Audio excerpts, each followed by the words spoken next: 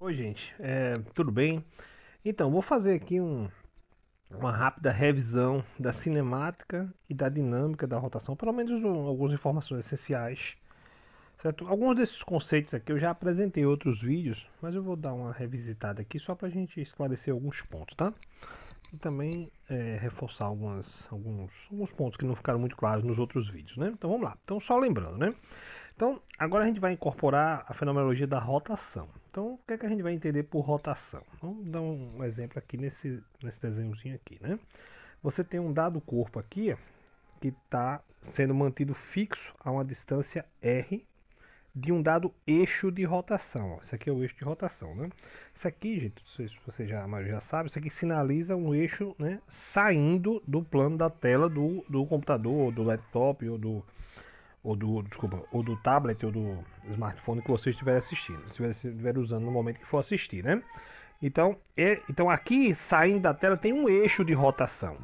Aí o corpo de massa M está aqui rotacionando em torno desse eixo que sai da tela do computador, né? Perdão, viu? Opa, pronto, voltei, desculpa. Tá bom? Então, gente, o que é que a gente vai ter aqui? Então, essa rotaçãozinha desse corpo, ela ocorre, né? Ela ocorre aqui, ó, mantendo esta distância aqui fixa, tá bom, gente? Então essa é a ideia, grosso modo. Então como é que a gente vai classificar aqui esse movimento, a cinemática dele? A distância que a gente vai medir a quantidade que mede a distância é o ângulo de rotação. Por exemplo, pega essa horizontal aqui. Então este ângulo aqui, θ, é o ângulo que vai medir a distância angular, né? Quando a gente fazia a translação, a gente marcava um referencial e media a distância de translação, ou seja, né, qual a distância em linha reta em relação a um referencial. Por exemplo, se fosse um problema dimensional, né, pensando num problema dimensional. Então, essa era a ideia lá da gente medir a distância, né, a posição do móvel. A posição aqui é uma posição angular. Em qual ângulo o corpinho está num dado tempo. Então, no tempo zero, por exemplo, ele está aqui. Ó. No tempo zero, ele começou o movimento aqui, nesse ângulo. No tempo 2, por exemplo, ele está aqui. Ó. Chegou aqui. No tempo 10, ele está por aqui. Então, o ângulo ele está, né, mudando ao longo do tempo. Então, essa é a ideia da posição na rotação. É a chamada posição angular, que é basicamente o ângulo lá do círculo trigonométrico. Tá bom? Então, como é que a gente relaciona isso com a translação? Você pode relacionar aqui simples, né? É só você lembrar aqui, ó. Lá na esfera, você pode fazer essa relação aqui, ó. Né? Que tá a distância que ele percorreu aqui nessa rotação e esse ângulo pode ser relacionado por essa expressãozinha simples aqui, né? Posição, que é o tamanho do arco ali, é igual a rθ. Se você deriva essa expressão, você deriva, que é essa segunda parte aqui, dx dt é derivar a equação de cima, que é rθ. O r é uma constante, como a gente já explicou, né? Então fica r dθ dt, tá bom? Aí é só a pessoa agora lembrar que isso daqui ó, é um análogo de uma velocidade, sendo que é uma velocidade de rotação, é uma taxa de variação de como a posição angular varia no tempo. Então, esse cara que aparece aqui é basicamente uma velocidade de rotação. Então, aí a gente define a velocidade de rotação e concomitantemente a gente já relaciona ela com a velocidade de translação. Tá bom? A mesma coisa pode ser feita para aceleração. A aceleração é a derivada da velocidade no tempo. Aí você só substituir onde tem v, você vai colocar r ômega, faz a derivada e você chega nessa relação, que é a relação entre a aceleração de translação e a aceleração de rotação. Tá bom aí, gente? Ficou claro aí? Então pronto, então essas são as relações básicas que a gente pode elencar, né? Então, o que é que você tem? Na translação eu tenho uma posição x, na rotação eu tenho uma posição angular. A relação entre eles é essa. Na translação eu tenho uma velocidade de translação, na rotação eu tenho uma velocidade de rotação. A relação entre elas é essa daqui. Na translação eu tenho uma aceleração de translação, lá na rotação você vai ter uma aceleração de rotação. E novamente a relação entre as duas quantidades é essa aqui. O link é sempre esse, a quantidade linear, a quantidade de translação é o R multiplicado pela quantidade de rotação, tá bom? Pronto, esse é o essencial. As mesmas equações que a gente deduziu lá para a translação, movimento uniforme, né? Movimento retilíneo uniforme, né? Posição e função do tempo, como é que é? É um comportamento linear. Rotação com velocidade constante. Seria um movimento de rotação ali, onde a velocidade da rotação é constante. A mesma equação vai ser válida. A posição varia linearmente. O mesmo caso para o movimento retilíneo uniformemente variado, onde você tinha uma equação quadrática da posição, né? A posição dependia do tempo ao quadrado. A mesma equação vai ser válida para a rotação. Se você tiver uma rotação cuja aceleração alfa for constante, certo? Você vai ter um comportamento quadrático no tempo para θ. Então, a mesma cinemática da translação, ela pode ser feita para a rotação, né? Só trocando as quantidades translacionais pelas quantidades rotacionais, tá bom? Então, como é que fica a energia? Né? Vamos lá, vamos voltar para essa figurinha aqui. Então, digamos que eu queira calcular, digamos, a energia desse movimento aqui, a energia de rotação aqui. Então, eu posso fazer essa conta partindo da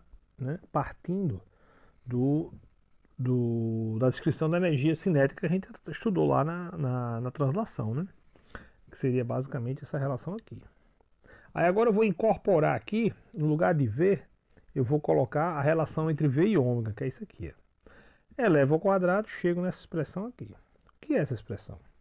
Essa expressão ela é bem parecida com a expressão de cima.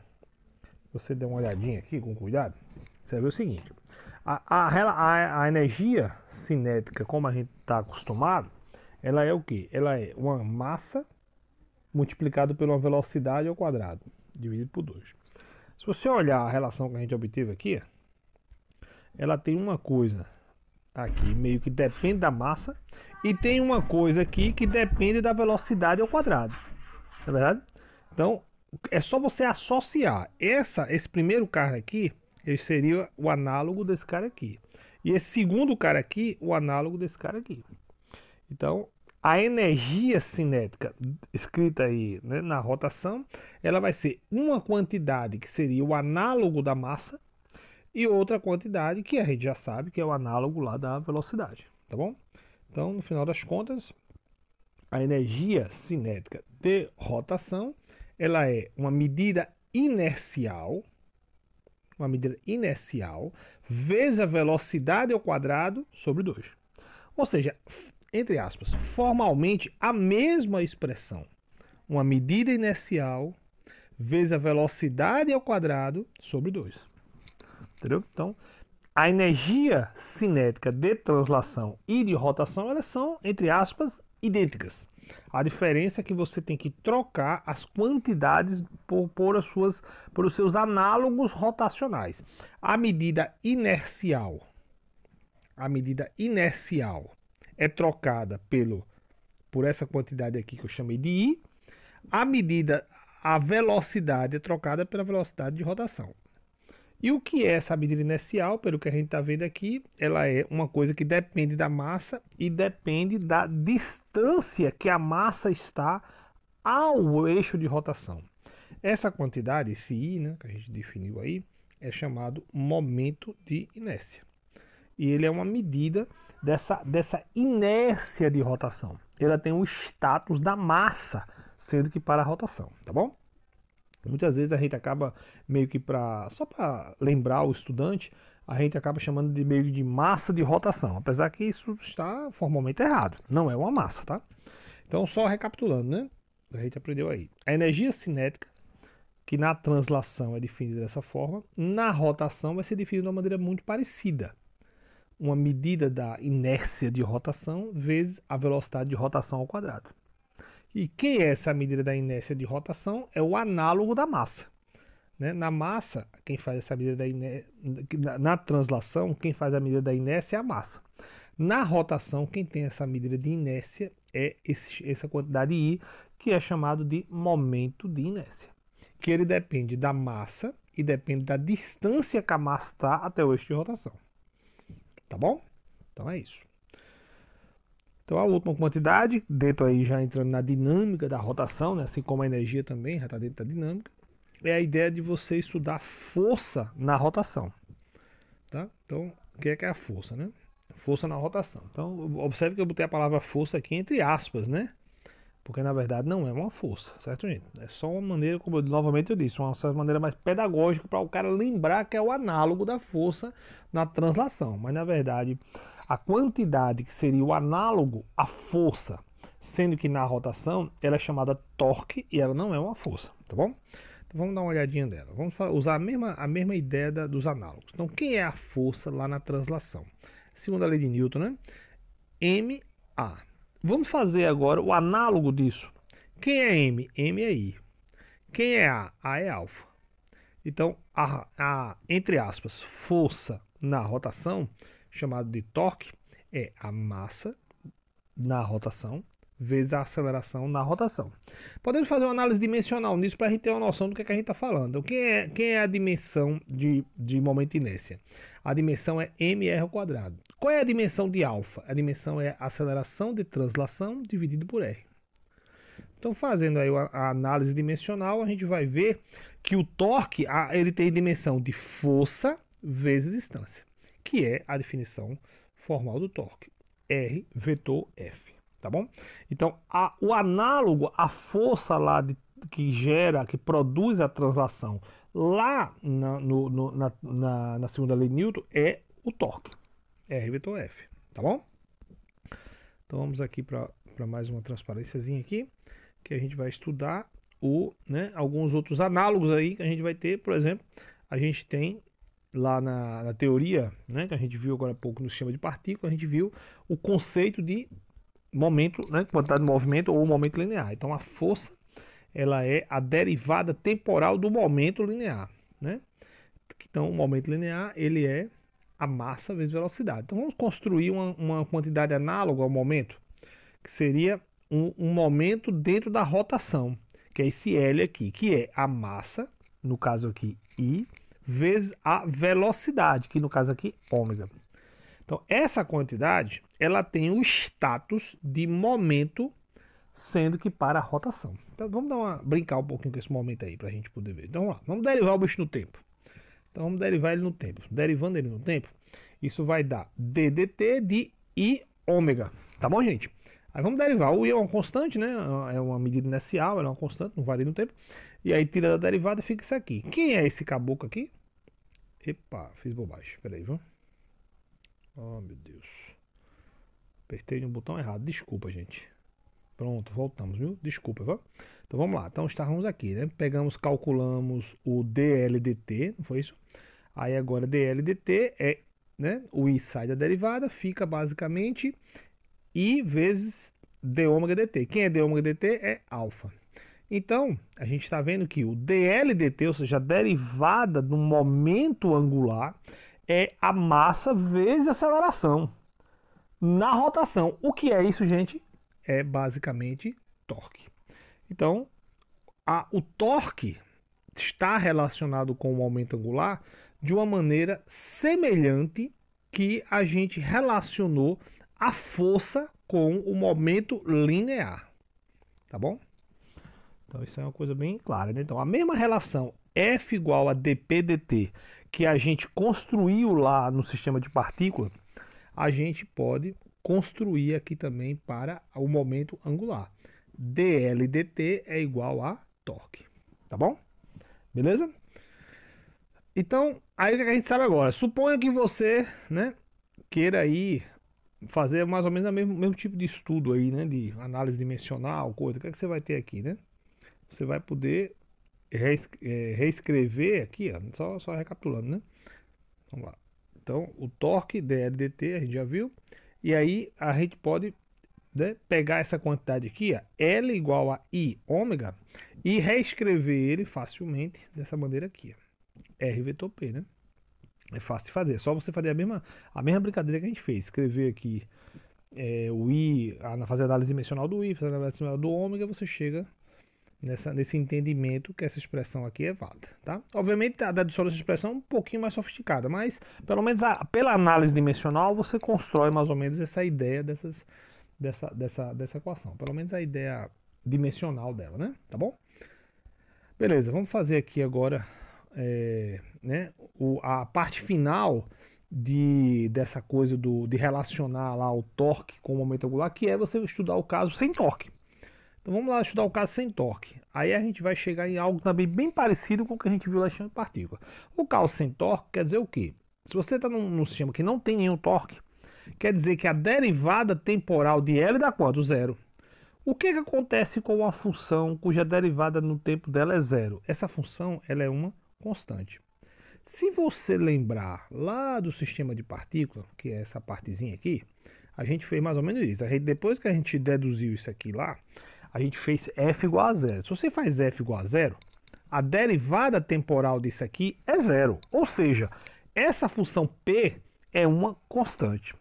Então, isso que a gente fez aqui é exatamente a mesma coisa, sendo que para a rotação. Ou seja, quando você não tem torque externo no sistema, a derivada temporal, né, ela é zero. A derivada temporal do momento angular é zero. E, concomitantemente, o momento angular é uma constante, ou seja, ele se conserva.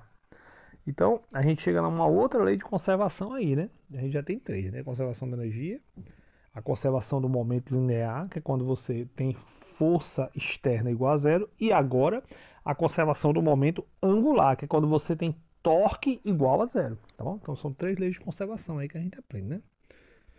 Tá bom? Então vamos agora aplicar uns exemplos bem simplesinhos. Esse é um exemplo bem clássico, né? Que são o sistema de redução de velocidade, né? Você tem uma polia aqui de raio R1 e tem uma polia zona aqui de raio R2. O exemplo mais prático disso no dia a dia é a bicicleta, não é verdade? Aqui seria a coroa e aqui seria a catraca, não é assim, gente? Né? Em geral não é isso, né? Você tem uma coroa grandona que você pedala aqui e você tem uma catraca pequenininha aqui, né? Então, qual é a pergunta do problema? A pergunta clássica. Levando em consideração que a coroa ela é maior do que a catraca, por exemplo, aqui 2 vezes, é um exemplo, e você conheça, por exemplo, esse ômega 1 aqui, calcule ômega 2. Então, digamos que esse ômega 1 seja dado. A velocidade de rotação aqui seja dada. Ou seja, você é dado, é a velocidade do que o sistema está rodando aí. Então, calcule o ômega 2, tá bom? Aí como é que a gente resolve esse problema? Bem, esse é um problema bem simples, uma aplicação direta das equações básicas entre a velocidade de translação e a velocidade de rotação. Agora, existe um pressuposto aqui que a gente precisa conceber, que é o seguinte, que acontece na bicicleta também, né? Na bicicleta, você tem uma corrente prendendo a catraca e a coroa. Essa corrente, ela é rígida, ela não estica, e ela fica presa na parte externa da catraca e da coroa. Inclusive, tanto a catraca quanto a coroa, elas têm uns dentinhos, né? Que esses dentinhos se encaixam certinho na corrente. Já para impedir que a corrente não deslize. Tá bom? Né? Se você conhece o básico de mecânica, ou se você já viu o motor aberto e teve a curiosidade de ver o motor do carro aberto, assim, pelo menos a tampa levantada, você vai olhar assim para o cantinho, assim, ali perto da bateria em geral, você vai ver uma coisa chamada alternador. O alternador é uma peça que ele gera corrente, no final das contas, né? E aí você vai olhar para ele, você vai ver que ele tem uma polia pequenininha, né? Uma poliazinha pequenininha onde passa uma correia. A polia que é o negócio que a gente vê na academia, né? Quem faz musculação, uma poliazinha pequena. Aí passa uma correia nessa polia e essa correia ela se estende lá para baixo onde tem o sistema do motor, né? Onde tem aquela parte da engrenagem do motor, e ela é presa numa polia maior lá embaixo. Então o sistema lá do alternador com o motor, ele é um sistema parecido com esse. E novamente, quem entende o básico de mecânica vai lembrar que a correia do alternador tem que estar bem justa, bem apertadinha, para ela não deslizar nas polias. Então, tanto na bicicleta quanto no sistemazinho mecânico desse que eu falei do carro, do alternador, a correia que prende as duas, ela não desliza. Então, se ela não desliza, um ponto, se você pegar aqui um ponto aqui em cima e outro ponto aqui em cima, eles vão ser pontos que estão se deslocando junto com a correia ou com a corrente. Ou seja, são pontos que têm a mesma velocidade de translação. Então, a velocidade V1 de translação que esse ponto se desloca é a mesma que esse se desloca. Velocidade de translação, ou seja, se você pintar o ponto, fica olhando o bicho translacionar, tá bom? Isso por quê? Isso porque tanto a corrente como a correia não desliza. Então, feito isso, aí a gente vai para montar as equações. Então, eu tenho o quê? Eu tenho que, né, V1 é igual a V2. Se V1 é igual a V2, eu agora vou lembrar quem é V1. Quem é V1? V1 é ômega 1 R1. A gente deduziu isso lá no comecinho da aula. Quem é V2? V2 é ômega 2 R2.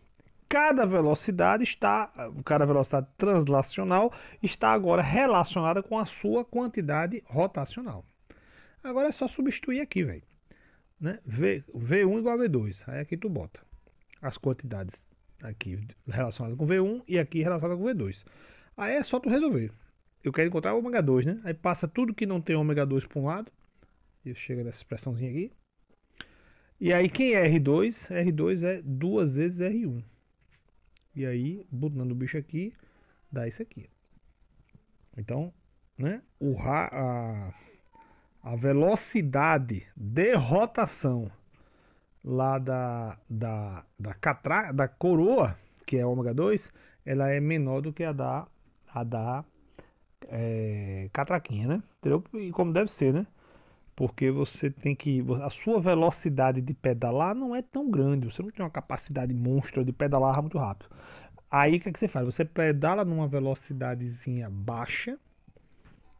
E aí esse sistema de engrenagem amplifica a velocidade. Então a velocidade da catraquinha atrás tem que ser maior do que a velocidade que você pedala. Para poder fazer sentido a bicicleta, né? Tá bom, gente? Então é isso. Ok? Então, vamos dar aqui uma olhada aqui. Então, outro exemplozinho, que é o exemplo de você ter um arranjo, né? Aqui, novamente, é um eixo de rotação. Está saindo aqui da tela do computador, né? E aí você tem duas massinhas. Você tem aqui uma massinha M aqui distando X. E tem uma massinha 2M distando X mais X. Então, ela dista 2x do eixo de rotação, tá bom? Beleza? Então pronto, elas são ligadas por esse negócio pontilhadinho aqui, que esse negócio pontilhadinho é como se fosse umas cordinhas bem levinhas, entendeu? Então essas ligações aqui, elas estão só para dizer que o sistema está presinho, mas não tem massa nenhuma aí, compreendeu? É como se fosse uma cordinha bem fininha que não tem massa, né? Se não tem massa, ela não contribui para a rotação. A pergunta do problema é, qual é o momento de inércia desse arranjo? Lembrando que é um arranjo discreto, né? Se é um arranjo discreto, eu tenho um momento de inércia devido a essa massa e devido a essa massa. Então é só basicamente somar os dois. Da primeira massa, o momento de inércia é a massa vezes a distância ao quadrado. Da outra massa, é basicamente a mesma coisa, né? Eu tenho a massa, 2m, vezes a distância ao quadrado. Quem é a distância? X mais x. Então a distância é 2 vezes x. Então, a massa vezes 2x ao quadrado. Soma tudo e dá 9, né? Dá esse cara aqui, né? 9mx ao quadrado. Tá bom? Compreenderam aí, gente? Vamos fazer mais um exemplozinho aqui. E agora é a linha de massa. A linha de massa. Então, a linha de massa é um exemplo clássico, né?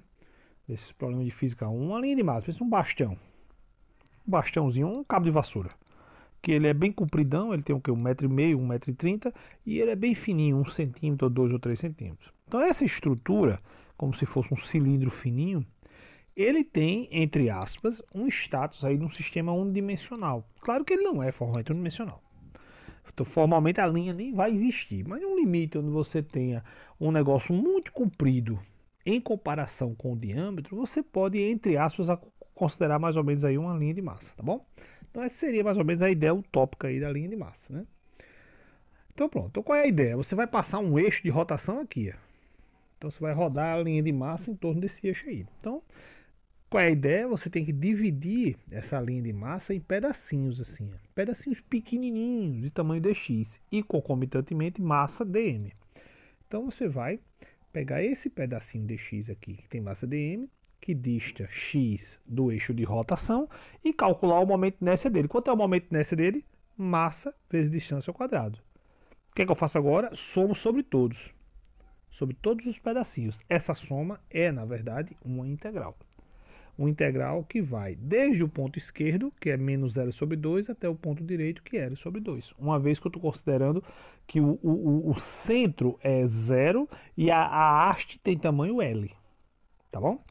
Pronto, agora é só fazer a integral. Para eu fazer essa integral, eu preciso calcular esse elemento de massa, né? Eu não posso integrar uma coisa x ao quadrado dm, eu tenho que transformar esse dm em dx. Então eu faço uma regra de 3. Toda a massa m desse meu material está distribuído em uma linha de tamanho L. Quanto de massa está distribuído em um tamanhozinho dx? Faço uma regra de 3 e chego nesta expressão aqui. Substituo ela lá na integral, fica assim. Isso daqui é uma constante, sai da integração e eu fico basicamente com essa integral aqui para resolver. Como é que resolve essa integral? A gente já discutiu, né? Isso é uma integral de x ao quadrado dx. Estou perguntando qual é a função quando você derivar ela vai dar x ao quadrado. Então, como é que resolve essa integral? E essa integral a gente resolveu lá no nosso material de apoio. Isso é x elevado a 3 sobre 3. Por quê? X elevado a 3 sobre 3, se você derivar, dá x ao quadrado, tá bom? Então, a solução dessa integral, a gente já fez isso lá no nosso material, é essa soluçãozinha aqui, ó. Você mantém a constante aqui e dá x ao cubo sobre 3. Aí agora você vai aplicar nos dois limites, menos L sobre 2 e L sobre 2. Esse 3 aqui, que é esse 1/3, eu posso colocar fora dessa substituição, tá bom? Posso jogar ele para fora aqui, botando ele aqui, ó. E aí eu só aplico agora os limites na função x ao cubo. Então aplicando aqui vai dar L sobre 2 ao cubo menos L sobre 2 ao cubo. Tá bom? Tá aqui. Pronto, aí agora acaba só fazer as operações. Fazendo as operações, esse menos ao cubo dá menos, com menos dali dá mais. É só fazer as operações, as continhas, e chegamos no resultado final, que o momento de inércia é ml ao quadrado sobre 12. Tá bom? Digamos que eu queira agora rodar essa mesma haste de tamanho L, não botando o eixo de rotação no centro, mas botando o eixo de rotação, desculpe, aqui na extrema esquerda. Então o meu zero agora é a extrema esquerda. Como é que eu faço? Bicho, é a mesma coisa. O que é que vai mudar? A mesma integral, né? O que é que vai mudar? Os limites de integração. Tá bom, gente? Então é a mesma conta. Vamos repetir a mesma continha. Mesmo negócio do dm igual a dx, não sei o que. E aí só vou mudar o limite de integração. Então, fazendo a mesma continha, né? Limite de integração agora vai de 0 a L. Aplico, aí ó, aplico aqui, ó, e chego nisso aqui. Então, né? Aí você vai dizer, pô, deu maior, né? Por que que dá maior? Por que que o momento de inércia dá maior? Vamos lá, né? O eixo de rotação é aqui, ó. Você botou mais massa afastada do eixo de rotação. O momento de inércia depende da massa. Então, se você afasta a massa do eixo de rotação, o momento de inércia vai crescer. Você está aumentando a distância ao eixo de rotação, tá bom? Bem, essa solução que eu estou fazendo por integral é a solução mais força bruta. Eu poderia resolver este problema aqui usando o chamado teorema do eixo paralelo. O teorema do eixo paralelo é o seguinte, eu tenho a linha, e eu tenho duas situações. Uma situação é o eixo do meio.